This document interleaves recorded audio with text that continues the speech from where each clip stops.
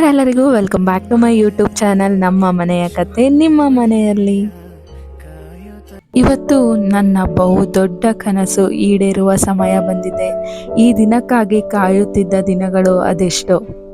ಈ ದಿನ ನಾವು ನಮ್ಮ ಚಿಕ್ಕಮಗಳೂರು ಮಲೇನಹಳ್ಳಿಯಲ್ಲಿ ಇರುವ ದೇವಿರಮ್ಮ, ಬಿಂಡಿಗ ದೇವಿರಮ್ಮನವರ ದರ್ಶನಕ್ಕೆ ಹೋಗುತ್ತಿದ್ದೇವೆ. ನಮ್ಮ ಪ್ರಯಾಣ ಬೆಳಗಿನ ಜಾವ 4 ಗಂಟೆಗೆ ಶುರುವಾಗಬೇಕಾಗಿತ್ತು.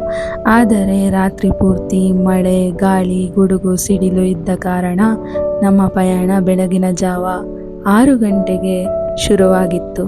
ಈ ಸ್ಥಳದ ಪೌರಾಣಿಕ ಹಿನ್ನೆಲೆ ನೋಡೋದಾದರೆ, ಮಲೆನಾಡಿನ ತಪ್ಪಲಿನಲ್ಲಿರುವ ಚಿಕ್ಕಮಗಳೂರು ತಾಲೂಕಿನ ಮಲೇನಹಳ್ಳಿ ಸಮೀಪದ ಬಿಂಡಿಗ ಗ್ರಾಮದಲ್ಲಿರುವ ಚಂದ್ರದ್ರೋಣ ಪರ್ವತ ಶ್ರೇಣಿಗೆ ಹೊಂದಿಕೊಂಡಿರುವ 3000 ಅಡಿ ಎತ್ತರದ ಬೆಟ್ಟವೇ ದೇವಿರಮ್ಮ ಬೆಟ್ಟ.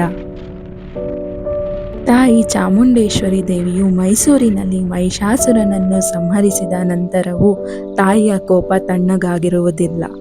ತನ್ನ ಕೋಪಕ್ಕೆ ಭಕ್ತರು ಸಿಲುಕಿಕೊಳ್ಳದಿರಲಿ ಎನ್ನುವ ಕಾರಣಕ್ಕೆ ಚಂದ್ರದ್ರೋಣ ಪರ್ವತದ ತಪ್ಪಲಿಗೆ ಬರುತ್ತಾಳೆ. ಈ ಪರ್ವತದಲ್ಲಿ ರುದ್ರಮುನಿ, ಸೀತಯ್ಯ, ಮುಳ್ಳಯ್ಯ, ದತ್ತಾತ್ರೇಯ, ಗಾಳಲ್ಲಿ ಅಜ್ಜಯ್ಯ ಈ 5 ಜನ ತಪಸ್ವಿಗಳು ನೆಲೆಸಿದ್ದರಂತೆ. ಅವರಲ್ಲಿ ದೇವಿಯು ತನಗೆ ನೆಲೆಸಲು ಸ್ಥಳ ನೀಡುವಂತೆ ಕೋರುತ್ತಾಳೆ. ತಾವು 5 ಜನ ಪುರುಷರಾಗಿದ್ದರಿಂದ ತಮ್ಮಿಂದ ಅಣತಿ ದೂರದಲ್ಲಿ ನೆಲೆಸುವಂತೆ ಈ ಬೆಟ್ಟವನ್ನು ತೋರಿಸುತ್ತಾರೆ. ಅಂತೆಯೇ ದೇವಿರಮ್ಮ ಆ ಬೆಟ್ಟದಲ್ಲಿ ಹೋಗಿ ನೆಲೆಸುತ್ತಾಳೆ. ಅಂದಿನಿಂದ ಈ ಬೆಟ್ಟವು ದೇವಿರಮ್ಮನ ಬೆಟ್ಟವೆಂದೇ ಹೆಸರು ಪಡೆದಿದೆ. ನಮ್ಮ ಚಿಕ್ಕಮಗಳೂರು ಬರೀ ಕಾಫಿ ನಾಡಲ್ಲ. ಸುತ್ತಮುತ್ತಲು ಹಸಿರು ತುಂಬಿರುವ ಮರ, ಗಿಡಗಳು, ಬೆಟ್ಟ, ಗುಡ್ಡಗಳು ಹಾಗೂ ಅನೇಕ ಪೌರಾಣಿಕ ಸ್ಥಳಗಳನ್ನು ಹೊಂದಿದೆ. ಸಾಗುವ ದಾರಿ ಮನಸ್ಸಿಗೆ ಶಾಂತಿ, ನೆಮ್ಮದಿಯನ್ನು ನೀಡುತ್ತಿತ್ತು. ಸುತ್ತಮುತ್ತಲಿನ ಕಾಫಿ ತೋಟಗಳು ಕಾಫಿಯ ಸುಗಂಧವನ್ನು ಬೀರುತ್ತಿತ್ತು. ಬೆಟ್ಟದ ಮೇಲೆ ಚಲಿಸುವ ಮೋಡಗಳು, ಹೆಂಚಿನ ಮನೆಗಳು ಹಾಗೂ ಅಲ್ಲಿ ಇಲ್ಲಿ ಎಲ್ಲೋ ಕಾಣುವ ಜನರು. ವರ್ಷಕ್ಕೊಮ್ಮೆ ನರಕ ಚತುರ್ದಶಿಯ ದಿನ ದೇವಿರಮ್ಮ ತನ್ನ ಮೂಲ ಸ್ಥಾನದಿಂದ ಭಕ್ತರಿಗೆ ದರ್ಶನ ನೀಡುತ್ತಾಳೆ. ಈ ದರ್ಶನವನ್ನು ಪಡೆಯಲು ನಮ್ಮ ಕರ್ನಾಟಕ ರಾಜ್ಯದ ಭಕ್ತರಲ್ಲದೆ ಹೊರ ರಾಜ್ಯಗಳಿಂದಲೂ ಭಕ್ತರು ಆಗಮಿಸುತ್ತಾರೆ ಹಾಗೂ ದೇವಿರಮ್ಮನ ಕೃಪೆಗೆ ಪಾತ್ರರಾಗುತ್ತಾರೆ. ಸುಮಾರು 35 ಕಿಲೋಮೀಟರ್ ಚಲಿಸಿದ ನಂತರ ನಾವು ಮಲೇನಹಳ್ಳಿಗೆ ತಲುಪಿದೆವು. ಇಲ್ಲಿ ಚಿಕ್ಕಮಗಳೂರು ಜಿಲ್ಲಾಡಳಿತ ಮತ್ತು ಮಲೇನಹಳ್ಳಿ ಗ್ರಾಮ ನಿಗದಿಪಡಿಸಿದ ಜಾಗದಲ್ಲಿ ನಮ್ಮ ಗಾಡಿಯನ್ನು ಪಾರ್ಕ್ ಮಾಡಿ ನಾವು ಚಾರಣಕ್ಕೆ ರೆಡಿಯಾದೆವು. ನಮ್ಮ ಗಾಡಿ ಪಾರ್ಕ್ ಆದ ನಂತರ ನಾವು ಇಲ್ಲಿಂದ ಕಾಲ್ನಡಿಗೆ ಸ್ಟಾರ್ಟ್ ಮಾಡಿದ್ವಿ. ನಮ್ಮ ವೆಹಿಕಲ್ನ ಏನಕ್ಕೆ ಬೆಟ್ಟದ ತಪ್ಪಲಿಗೆ ಬಿಡುವುದಿಲ್ಲ, ಏಕೆಂದರೆ ಅಲ್ಲಿ ಪಾರ್ಕಿಂಗ್ ವ್ಯವಸ್ಥೆ ಇರುವುದಿಲ್ಲ. ಏಕೆಂದರೆ ಅಲ್ಲಿ ಕಾಫಿ ತೋಟ ಇರುವ ಕಾರಣ ಅಲ್ಲಿ ಕಡಿದಾದ ದಾರಿ ಇರುತ್ತೆ. ಹಾಗಾಗಿ ಪಾರ್ಕಿಂಗ್ ವ್ಯವಸ್ಥೆ ಮಾಡಲಿಕ್ಕಾಗಲ್ಲ. ಹಾಗಾಗಿ ನಮಗೆ ಊರಿನ ಹೊರಗಡೆನೇ ಪಾರ್ಕಿಂಗ್ ವ್ಯವಸ್ಥೆ ಮಾಡಿದ್ದರು. ಎಲ್ಲರೂ ಕೂಡ ಬರಿಗಾಲಿನಲ್ಲಿ ನಡೆದು ತಮ್ಮ ಪ್ರಯಾಣವನ್ನು ಶುರು ಮಾಡಿದರು. ಅಲ್ಲಿ ಕಾಣುತ್ತಿರುವ ಬೆಟ್ಟದ ತುದಿಯೇ ಅಮ್ಮ ದೇವಿರಮ್ಮನವರ ಮೂಲ ಸ್ಥಾನ. ಇಷ್ಟಾರ್ಥ ಸಿದ್ಧಿಗಾಗಿ ಹರಕೆ ಹೊತ್ತರು ಈ ದಿನದಂದು ಬಂದು ಹರಕೆಯನ್ನು ದೇವಿಗೆ ಅರ್ಪಿಸುತ್ತಾರೆ. ಹರಕೆಯ ರೂಪದಲ್ಲಿ ದೇವಿಗೆ ತುಪ್ಪ, ಬಳೆ, ಬಟ್ಟೆ, ಕಟ್ಟಿಗೆಗಳನ್ನು ನೀಡುತ್ತಾರೆ. ಹರಿಯುತ್ತಿದ್ದ ತಂಪಾದ ಮಳೆ ನೀರಿನಲ್ಲಿ ಹೆಜ್ಜೆ ಇಟ್ಟು ಸಾಗಿದೆವು. ಅಲ್ಲಿ 100 ರೂಪಾಯಿಗಳಿಗೆ ಎಣ್ಣೆ, ಬಟ್ಟೆ ಜ್ಯೋತಿಗಾಗಿ ನೀಡುತ್ತಿದ್ದರು. ಆ ಬಟ್ಟೆ ಮತ್ತು ಎಣ್ಣೆಯನ್ನು ಸ್ವೀಕರಿಸಿ ಸಾಗಿದೆವು. ಎಣ್ಣೆ ಮತ್ತು ಬಟ್ಟೆಗಳನ್ನು ಸ್ವೀಕರಿಸಿದ ನಂತರ ನಾವು ಮುಂದೆ ಸಾಗಿದೆವು. ಮುಂದೆ ಸಾಗಿದ ಹಾಗೆಯೇ ನಮಗೆ ಕಾಫಿ ಗಿಡ ಮತ್ತು ಪೆಪ್ಪರ್ ಬಳ್ಳಿಗಳು ಕೈ ಬೀಸಿ ಕರೆಯುತ್ತಿದ್ದವು. ನನಗಂತೂ ಇದೆಲ್ಲ ಹೊಸ ಹೊಸ ಅನುಭವಗಳು. ಮೊದಲ ಬಾರಿಗೆ ಕಾಫಿ ಬೀಜವನ್ನು ನೋಡಿದ ಸಂತೋಷ.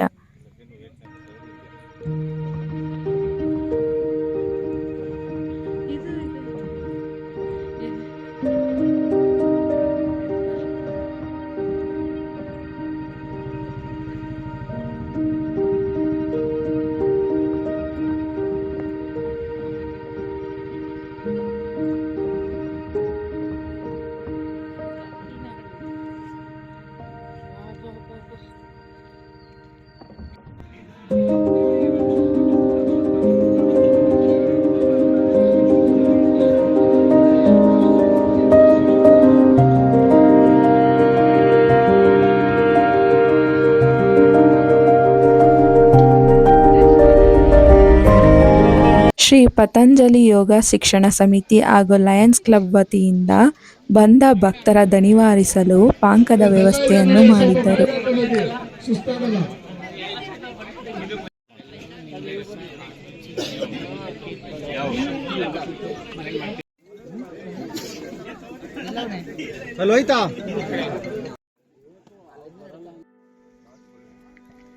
ಸುಮಾರು ದೂರ ಕ್ರಮಿಸಿದ ನಂತರ ನಾವೀಗ ಮೊದಲನೆಯ ಹಂತವನ್ನು ತಲುಪಿದೆವು.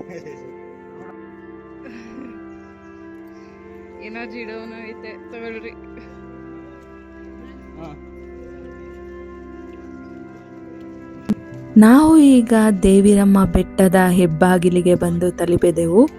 ಇಲ್ಲಿಂದ ನಮ್ಮ ಆಕ್ಚುಯಲ್ ಪ್ರಯಾಣ ಶುರುವಾಗುತ್ತೆ ಅಂತಲೇ ಹೇಳ್ಬೋದು.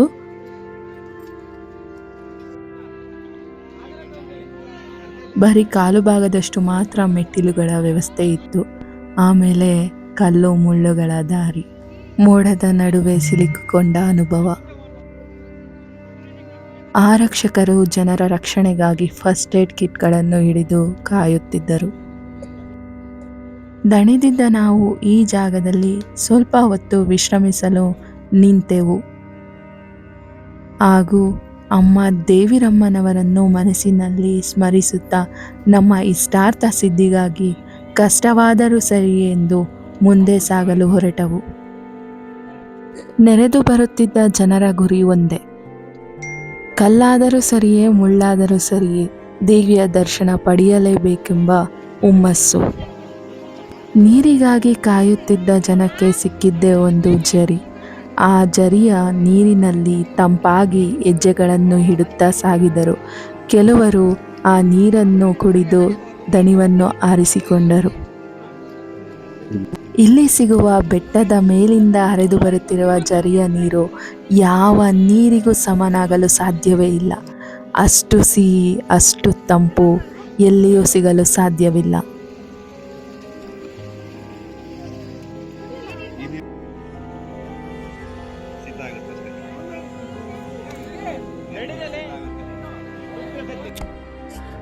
ಇಲ್ಲಿ ನಾವು ಪೊಲೀಸ್ ಮತ್ತು ಅಗ್ನಿಶಾಮಕ ಸಿಬ್ಬಂದಿಗಳನ್ನು ತುಂಬ ಗೌರವಿಸಬೇಕು.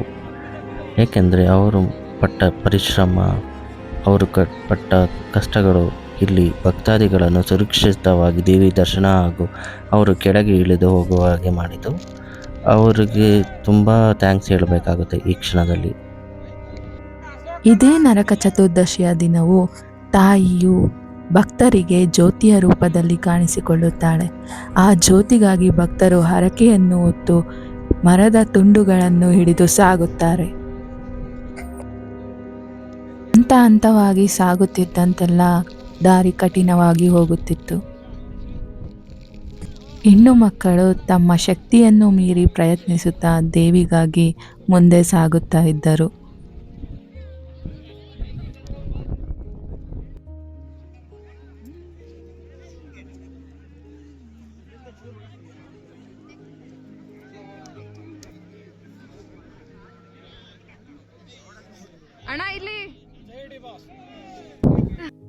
ನಾವು ಖಾಲಿ ಕೈಯಲ್ಲಿ ಹತ್ತುವುದೇ ಕಷ್ಟವಾದ ಸಮಯದಲ್ಲಿ ಇಲ್ಲೊಬ್ಬರು ಜನರೇಟರನ್ನು ಒತ್ತಿ ಬೆಟ್ಟವನ್ನು ಹತ್ತುತ್ತಿದ್ದರು. ಕತ್ತಲಾಗುತ್ತಿದ್ದಂತೆ ಇಲ್ಲಿ ಯಾವುದೇ ರೀತಿಯ ಬೆಳಕಿನ ವ್ಯವಸ್ಥೆ ಇರಲಿಲ್ಲ. ಜನರೇಟರನ ಸಹಾಯ ಬೇಕೇ ಬೇಕಾಗಿತ್ತು.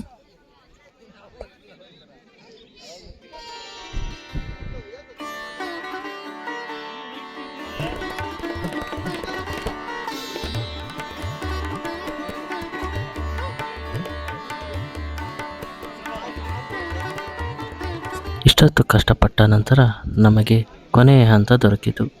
ಇಲ್ಲಿಂದ ಕೇವಲ ತಾಯಿಯ ದೂರ ಬರೀ 200 ಮೀಟರ್. ಆದರೂ ಈ ಜಾಗದಿಂದ ಹತ್ತುವುದು ತುಂಬ ಕಷ್ಟ. ಯಾಕೆಂದರೆ ಇಲ್ಲಿ ಯಾವುದೇ ಬ್ಯಾಲೆನ್ಸ್ ಸಿಗುವುದಿಲ್ಲ. ಒಬ್ಬರ ಸಹಾಯದಿಂದ ಇನ್ನೊಬ್ಬರ ಹತ್ತಿ ಹೋಗಬೇಕಾಗುತ್ತದೆ. ಇಲ್ಲಿ ತುಂಬ ಕಷ್ಟ ಇರುತ್ತದೆ, ತುಂಬ ಜಾರಿಕೆ ಇರುತ್ತೆ. ಇಲ್ಲಿ ನಾವು ತಂದ ಕಟ್ಟಿಗೆಗಳನ್ನು ಇಲ್ಲಿ ಕೊಡುವ ಪದ್ಧತಿ ಇದೆ. ಈ ಕಟ್ಟಿಗೆಯ ಸಹಾಯದಿಂದ ದೇವಿರಮ್ಮನ ಬೆಟ್ಟದ ಜ್ಯೋತಿ ಬೆಳಗುವುದು.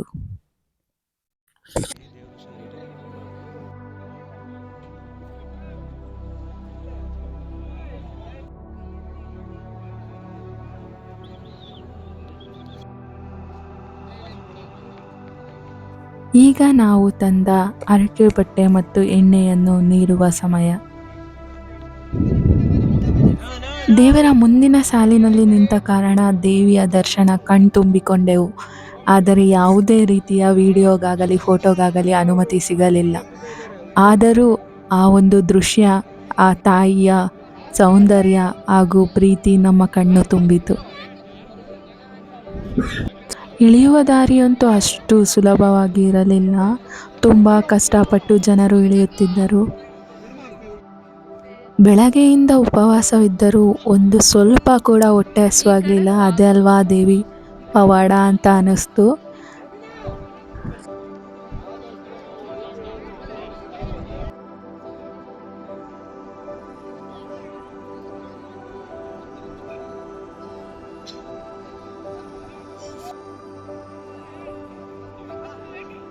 ನಾವು ಹೋದ ಸಮಯದಲ್ಲಿ 3 ಜನರಿಗೆ ಪೆಟ್ಟು ಆಗಿತ್ತು.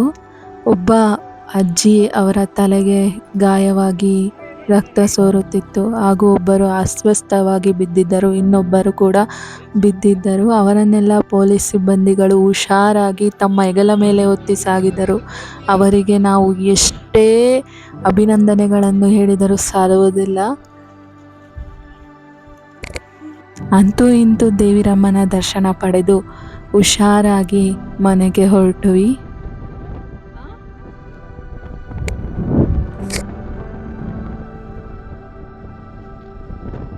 ಬಂದಿದ್ದೀವಿ.